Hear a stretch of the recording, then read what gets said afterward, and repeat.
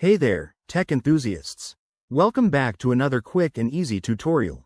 Today, we're diving into how to turn on Slack notifications on Mac in 2025. If you're tired of missing important messages or just want to stay on top of your team's chats, this guide is perfect for you.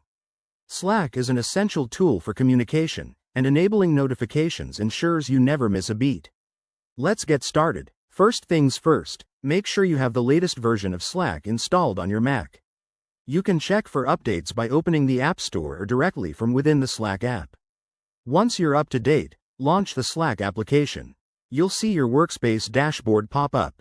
Now, click on your profile picture or initials in the top right corner of the window. This will open a drop-down menu. Select Preferences from the options. In the Preferences window, navigate to the Notifications tab on the left sidebar. Here, you'll find a variety of settings to customize how and when you receive alerts. To turn on notifications, look for the toggle switch next to Enable Notifications. Slide it to the On position.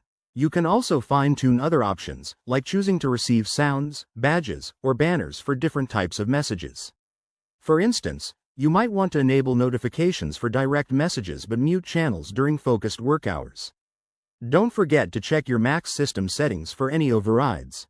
Go to System Preferences or System Settings. In newer macOS versions, click on Notifications and Focus, and ensure that Slack is allowed to send notifications. If it's not listed, add it and grant the necessary permissions. Once everything is set, click Save or Done in the Preferences window. Test it out by having a colleague send you a message or by posting in a channel yourself. You should see a notification pop up on your screen. And there you have it. That's how you turn on Slack notifications on your Mac in 2025. It's a straightforward process that keeps you connected without overwhelming your workflow.